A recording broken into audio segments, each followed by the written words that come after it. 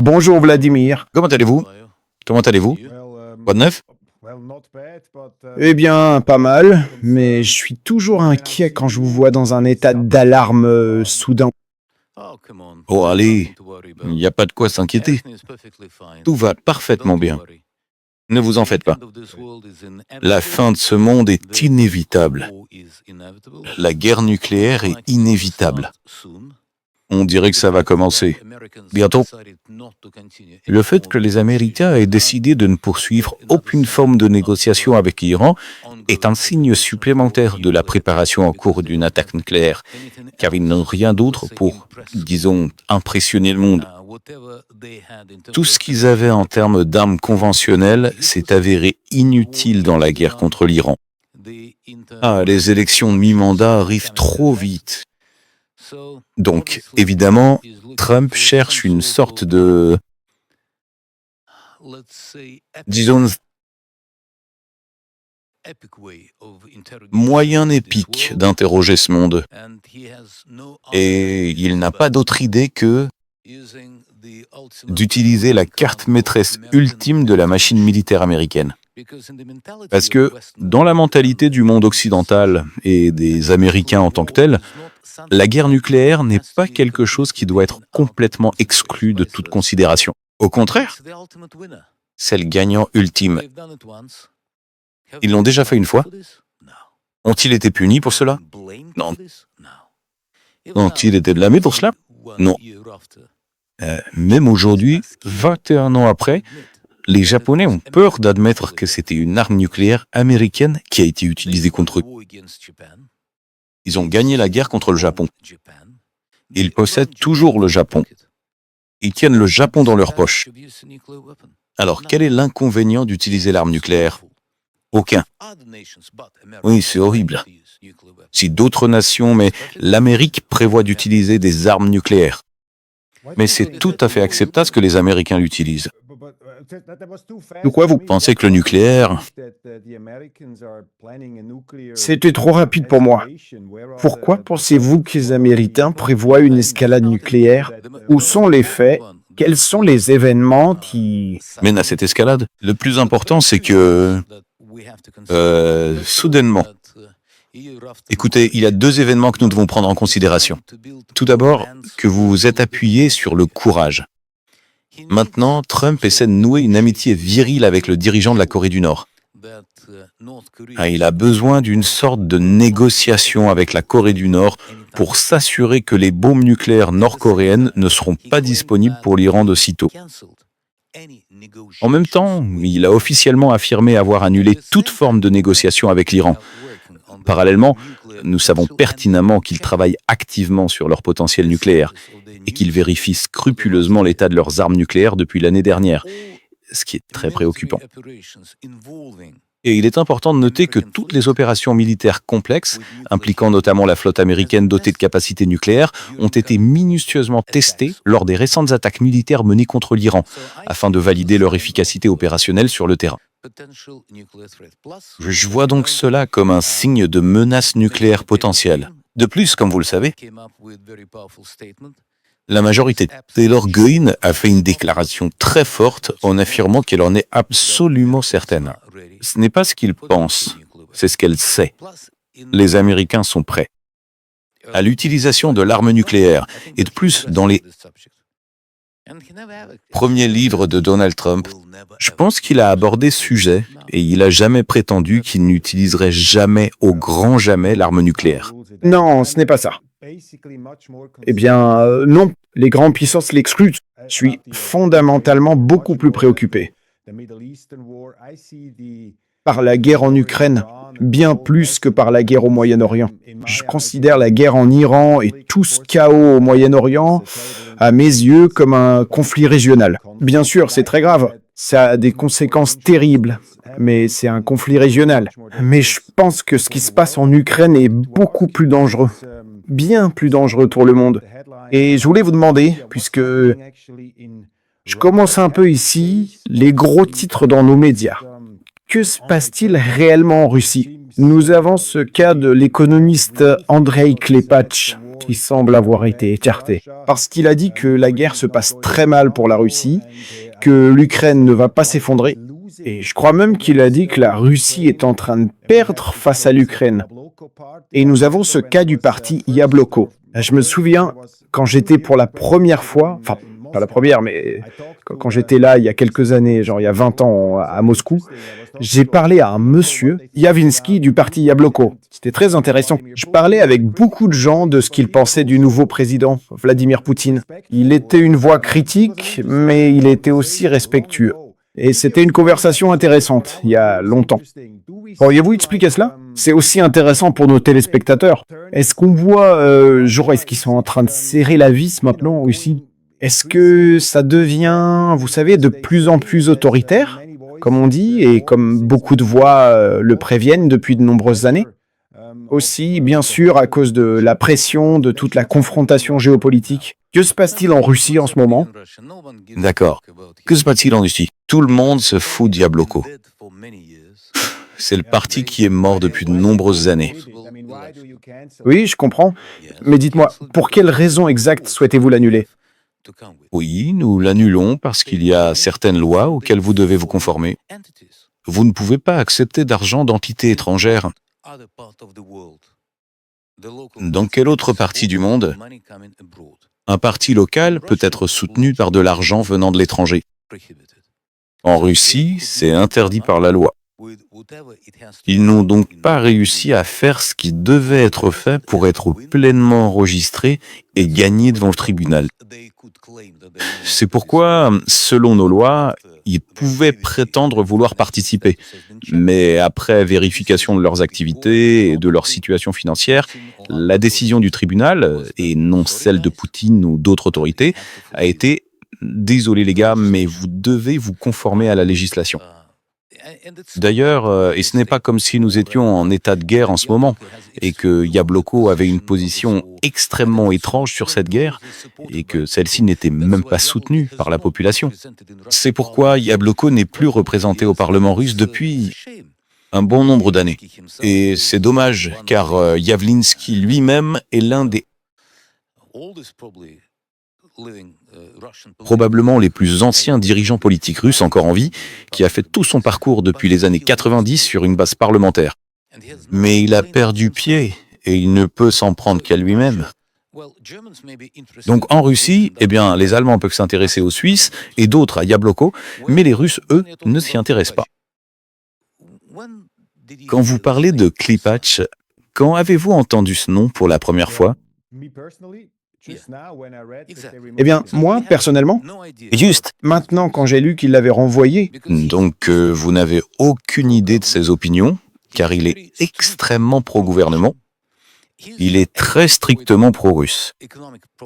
Son attitude vis-à-vis des problèmes économiques est complètement contraire au point de vue, disons, de la Banque centrale russe. Et c'est un économiste très courageux.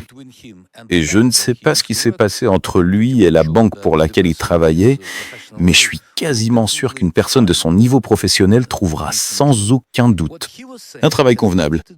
Ce qu'il disait n'a rien à voir avec ce qu'on cite. En fait, il disait que nous devons être beaucoup plus fermes. Et le gouvernement devrait réguler pour s'assurer que nous ne vivons pas dans l'illusion. Mais nous réalisons à qui nous avons affaire. Ne pas donner une chance à l'Occident, encore moins de commettre un autre complot criminel contre la Russie, comme ce fut le cas en 1917. Alors, ce qui se passe réellement en Russie en ce moment, c'est que les Russes sont remplis de haine envers ce connard de nazi allemand, qui a posé une question que chaque putain d'Européen pose en ce moment à son gouvernement. Que pouvons-nous faire d'autre pour vous aider à tuer plus de Russes? Oh, les soldats russes. Et je peux vous dire une chose, allez vous faire foutre. À cause de ce type, vous allez tous vous faire tuer. À cause de ce type, ainsi que de ce connard de Grande-Bretagne, le Premier ministre de Grande-Bretagne et d'Irlande du Nord, qui a dit non, nous soutiendrons 100% les attaques britanniques, nos attaques ukrainiennes, en profondeur sur le territoire russe. Et oui, nous avons fourni les moyens d'attaque, et oui, nous serons là à 100%. Allez vous faire foutre la Grande-Bretagne. Alors, quand vous serez détruits, ne nous demandez pas pourquoi. J'étais à Belgorod. J'ai vu ce que vos connards font à nos civils. Comment ils traquent les femmes et les enfants. Comment ils tuent des civils parce qu'ils n'arrivent pas à atteindre les soldats russes. J'ai vu du matériel britannique, américain, allemand, à commencer par les FPV, et jusqu'aux obus qui bombardaient et tuaient des civils en masse. Parce que le chouchou de l'Occident, Monsieur Fyodorov, qui est pressenti comme nouveau président de l'Ukraine, a affirmé il y a 6 mois, lorsqu'il est devenu ministre de la Défense, maintenant il a été viré de ce poste, que notre objectif principal est de tuer 50 000 Russes par mois. Pas du personnel militaire. 15 000 Russes. Et chaque jour, avec l'aide occidentale, avec le ciblage occidental, avec le soutien occidental, savez-vous combien de civils, d'enfants, de femmes, de personnes âgées sont tués par des armes fournies par les contribuables britanniques et européens? Ce chiffre a-t-il déjà été publié dans votre putain de presse menteuse, nazie, presse sanglante? Oh, bien sûr que non. Parce qu'encore une fois de plus, les Européens, qui n'ont apporté à la civilisation rien d'autre que l'esclavage et la mort à un nombre incalculable de personnes dans le monde entier. Une civilisation basée sur l'humiliation et le meurtre des autres n'a rien apporté au monde. Et encore une fois, ils applaudissent. Comment pouvons-nous faire pour tuer plus de Russes? Belle journée, Roger. Merveilleuse. Ouais, non, je veux dire, vous savez, je suis suisse. Mais vous êtes toujours Européen, ouais.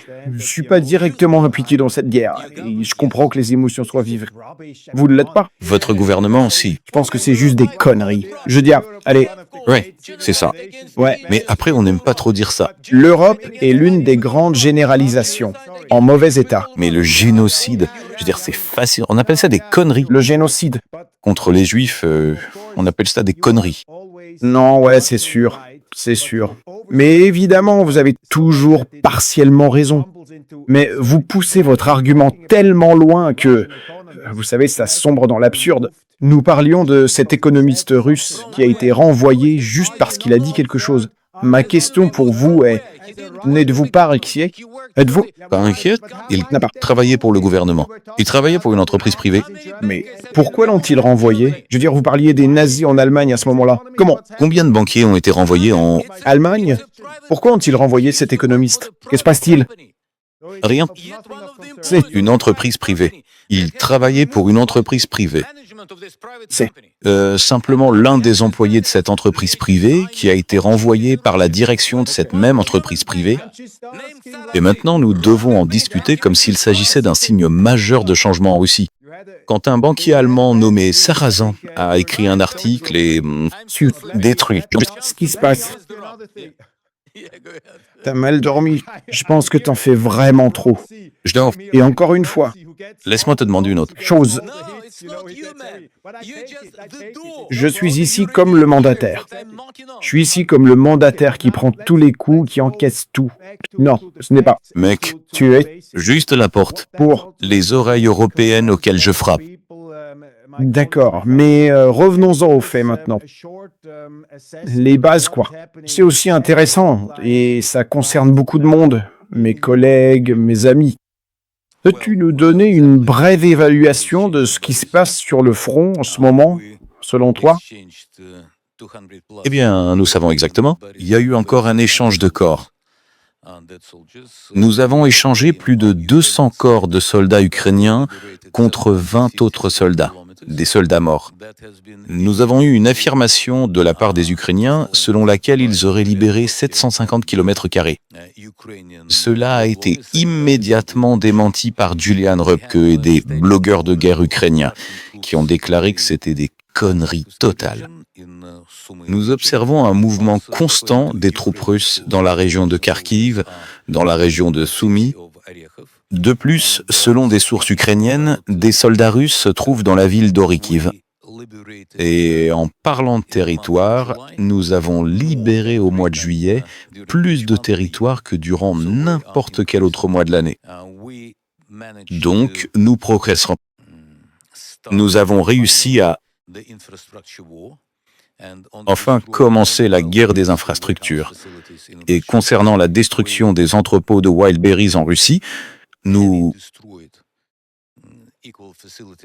avons lourdement détruit des installations équivalentes sur le territoire ukrainien, mais avec beaucoup plus de résultats et à une échelle bien plus grande. La mer Noire est actuellement presque impossible à naviguer pour l'Ukraine. Pour chaque navire que les Ukrainiens visaient, nous essayons d'en détruire 3 ou plus. Et les Ukrainiens ont enfin réalisé que cette guerre des infrastructures est un jeu auquel nous pouvons jouer ensemble. En même temps, nous pouvons constater que le nombre de soldats ukrainiens détruits sur la ligne de front ne préoccupe pas les dirigeants politiques ukrainiens, car ce n'est pas leur travail. Donc, encore une fois, l'attitude britannique consiste à laisser les tribus indiennes se battre entre elles, et ils se soucient peu de savoir qui gagne. Il en va de même lorsqu'ils parlent des Slaves. Donc, en ce moment, Zelensky, Fyodorov et quiconque est là se battent entre eux. Ils représentent différents groupes d'influence venus de l'Occident. Et l'Ukraine perd constamment des gens, des capacités de production, des infrastructures. À présent, les exportations agricoles de l'Ukraine ont chuté de 50%. Des sites métallurgiques ukrainiens. Ils ne pouvaient plus maintenir la production car il n'y a aucun moyen pour eux de vendre le produit. Donc nous avons commencé à détruire les ponts principaux et nous allons poursuivre ce travail. Et les nouveaux Russes, moyen de... Ils les appellent Gérani, mais ce n'est pas le nom exact. Il existe beaucoup d'objets volants sans pilote différents.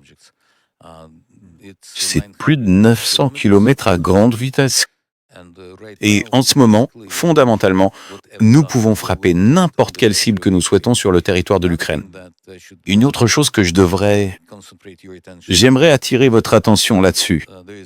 Depuis qu'il y a une pénurie de missiles patriotes du côté ukrainien, le nombre d'installations civiles détruites a diminué. Comme nous l'avons mentionné précédemment, la plupart de ces installations ont été détruites à cause d'une mauvaise utilisation des patriotes, parce qu'ils les ont placées à l'intérieur des villes.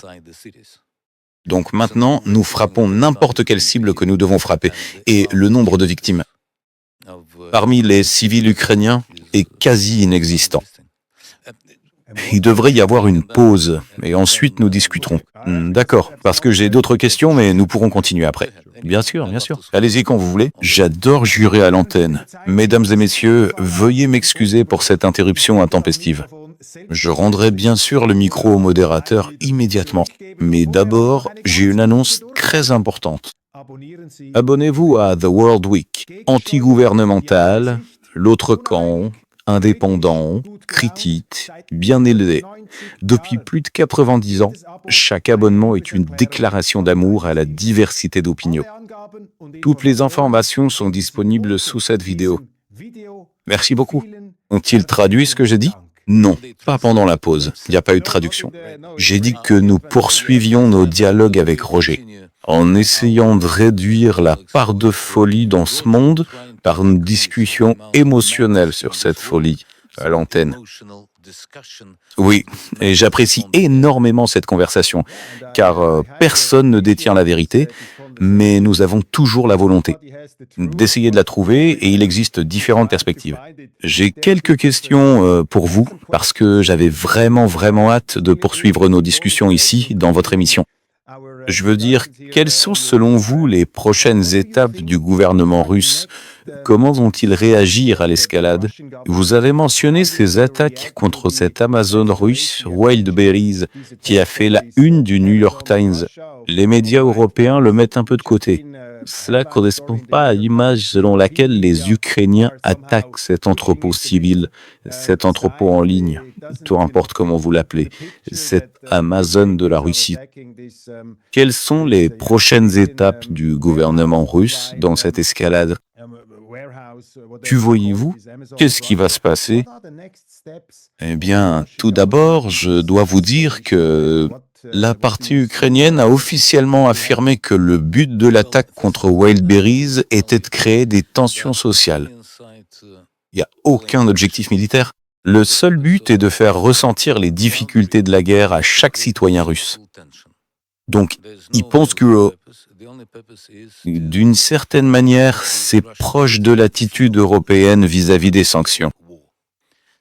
Faisons payer cette guerre à tous les Russes et ils pousseront leur gouvernement vers la paix. Ils ne comprennent pas la mentalité russe. La mentalité russe est tout l'inverse. Donc, l'état d'esprit principal,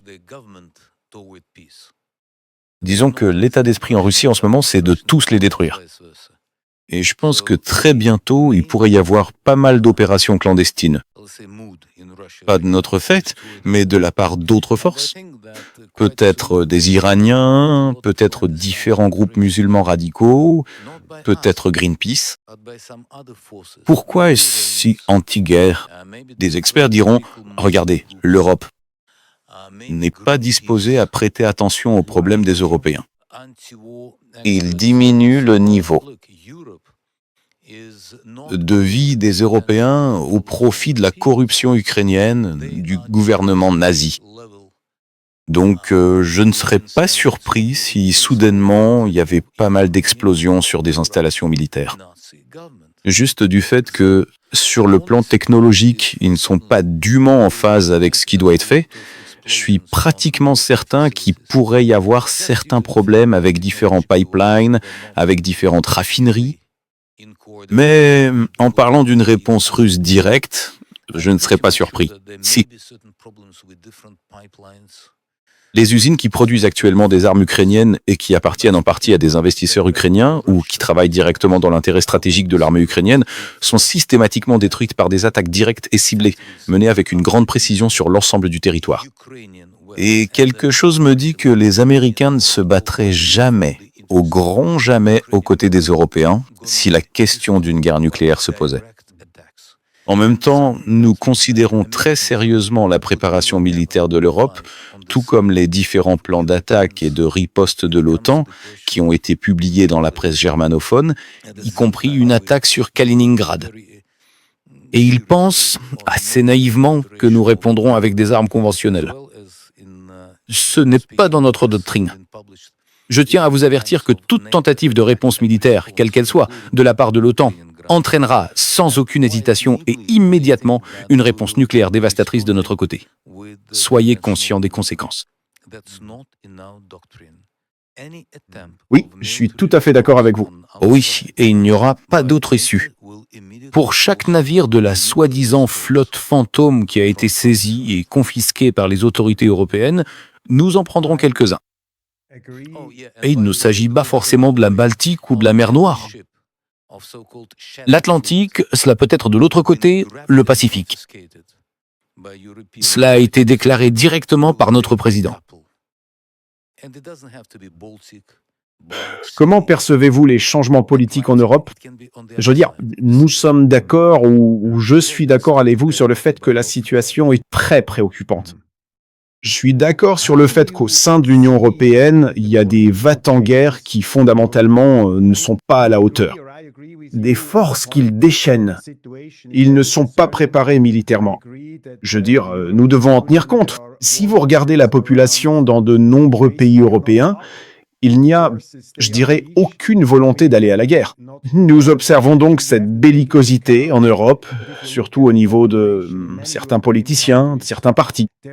C'est un phénomène rhétorique. Bien sûr, c'est aussi un phénomène militaire en Russie, parce qu'ils soutiennent l'Ukraine. Je ne veux pas minimiser les sanctions. Elles ont un effet. Même la Suisse, que je critique vivement, participe à ces sanctions. Je pense que c'est une immense stupidité. Et vous pouvez être assuré que mon journal et certains de mes amis politiques, j'étais au Parlement, nous nous battons fermement pour rétablir la neutralité suisse.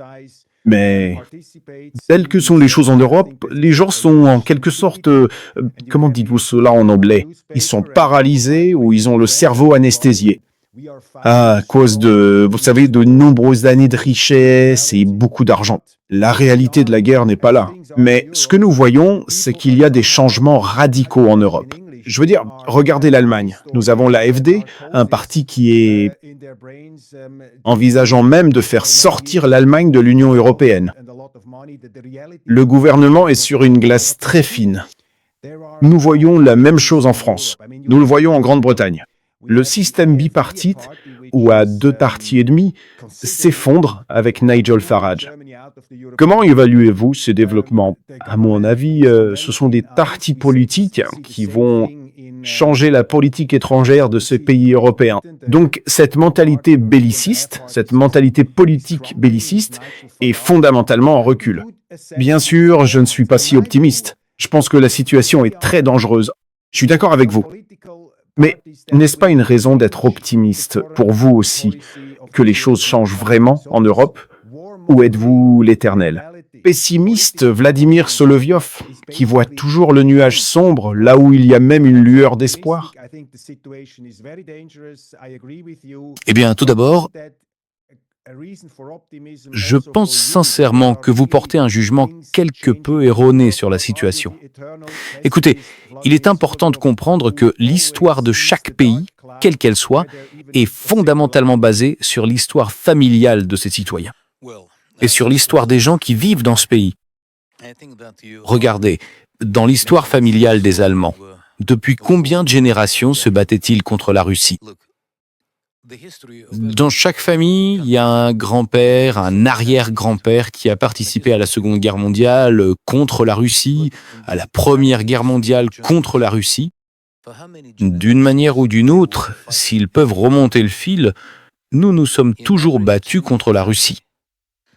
C'est pourquoi, quoi qu'il arrive en Europe, il n'y aura rien. En gros, il n'y aura aucun parti pro-russe.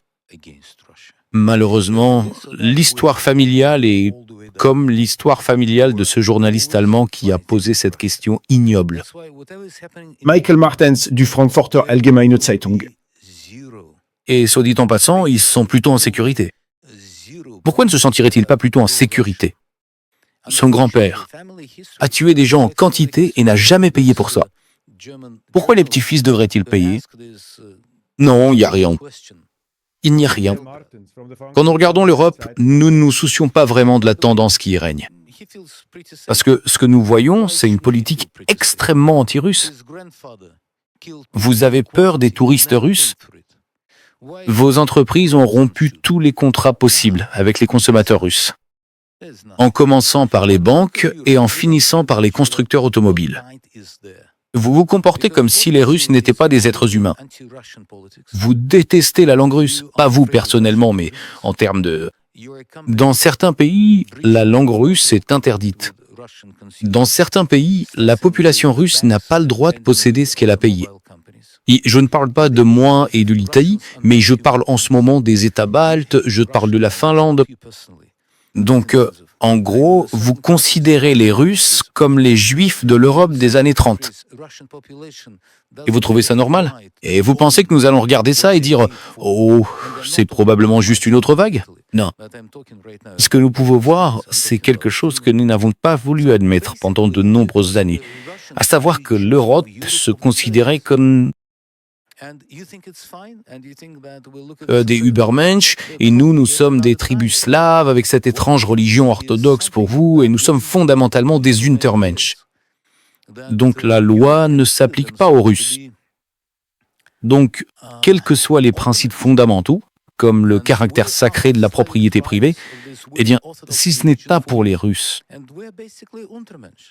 quand votre partie du continent est gouvernée par des gens que personne n'a jamais élus, comme Ursula von der Leyen, comme cette quantité de va-t-en-guerre baltes, et vous regardez ça, et qu'est-il arrivé à la qualité des dirigeants politiques européens? Qu'est-il arrivé aux grands noms qui étaient élus par le peuple et servaient leur peuple? Qui ces gens servent-ils aujourd'hui? Je ne sais pas. Et au fait, pourquoi n'êtes-vous pas au Parlement suisse? Moi? Ouais. Pourquoi avez-vous décidé de mettre fin à votre carrière politique? Oui, eh bien, j'ai décidé d'y mettre fin parce que j'ai dit qu'il se passait trop de choses dans mon entreprise. Je devais me concentrer. Je voyageais beaucoup. Je pouvais pas être toujours à Berne, etc. Et j'ai toujours pensé, parce qu'en Suisse, nous n'avons pas de parlement professionnel. Cela signifie qu'en tant qu'entrepreneur, en tant que journaliste, j'étais un politicien à temps partiel. Et aussi à cause de la guerre en Ukraine. Quand je me suis rendu à Moscou, quand je voyageais un peu partout, il y avait beaucoup de, on pourrait dire, beaucoup d'attention, de l'attention et de l'intérêt. Et les gens pensaient toujours que j'y allais en tant que politicien. Mais j'y étais en tant que journaliste. Donc ces deux rôles ont commencé à entrer en conflit. Et il devenait de plus en plus difficile d'expliquer, vous savez, ces deux rôles. Parce qu'il est très inhabituel qu'un journaliste, et j'ai eu de très bons résultats lors des élections, puisse remplir ces deux fonctions. Je veux dire, revenons à ce que vous venez de dire. Je trouve ça intéressant. Et bien sûr, une grande partie est vraie. Et j'ai aussi écrit à ce sujet. J'ai dit qu'il existe un racisme anti-slave et ce syndrome de l'Übermensch. Bien sûr, il est présent. Mais ce que je pense, ce que vous négligez toujours un peu dans votre récit, pour ainsi dire, c'est que l'Europe, au XXe siècle, ou les pays européens, ils ne se sont pas battus principalement contre la Russie. Ils se sont battus contre le communisme, contre le bolchevisme, contre le léninisme, et ce qu'ils considéraient comme le socialisme international. Et je veux dire, la Russie était l'épicentre de l'Union soviétique. C'était le centre du pouvoir. C'était aussi, à bien des égards, aux yeux de l'Occident, non pas un système amical, mais un système hostile. Et vous vous souvenez bien que Lénine est le type qui a déclaré, en fait, il a dit, eh bien, nous devrions avoir la révolution mondiale en Allemagne. Et je veux dire, il y a tellement de livres d'histoire qui montrent que dans les années 20 et à la fin des années 20, les gens en Europe avaient peur, et à juste titre, de la menace bolchevique. Et ce n'était pas juste un stéréotype raciste ou de la stupidité. Et puis, vous voyez, j'étais dans les pays baltes. Je suis d'accord avec certaines de vos idées selon lesquelles certaines de ces personnes sont très agressives envers la Russie, mais c'est très difficile pour moi en tant que Suisse de juger. Et je ne veux pas juger. Mais il y a l'expérience traumatisante de la domination communiste en Europe de l'Est. Et je compatis vraiment, et je comprends, ou je ressens de l'empathie pour ce sentiment que vous avez maintenant ici. Je trouve que c'est un scandale la façon dont ils traitent les Russes. Je trouve que c'est une honte absolue. Voyons voir comment. Ils vous prennent, Vos biens. tout simplement. Mais laissez-moi finir ce point, je pense. Je viens de vous coincer. Il est impératif que vous deviez. Vous demandez aussi pourquoi tant de gens semblent nous détester. Je pense pas qu'ils détestent les Russes. Mais bien sûr, je veux dire, vous avez Attaquez.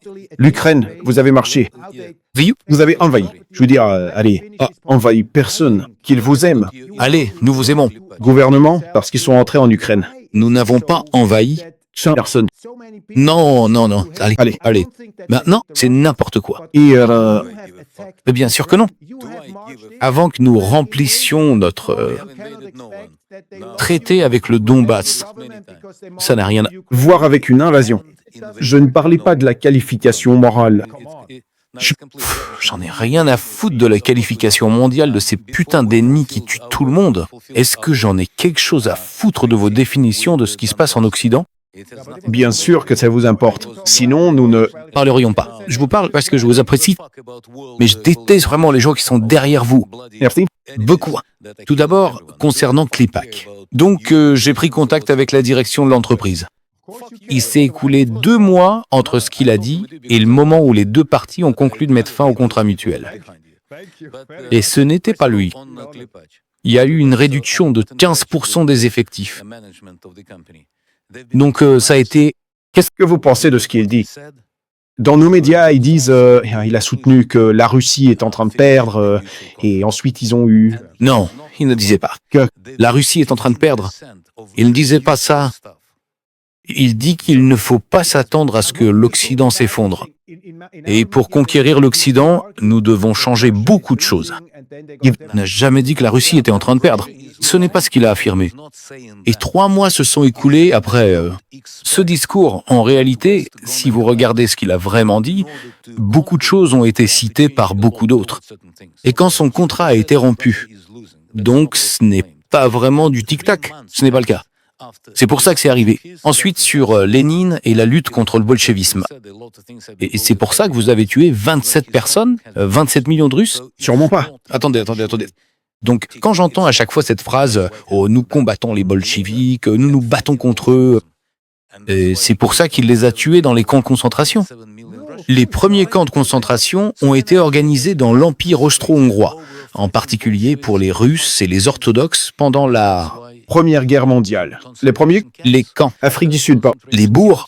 Non, vous voulez parler de la guerre des bords, mais je parle de ceux contre les Russes. D'accord.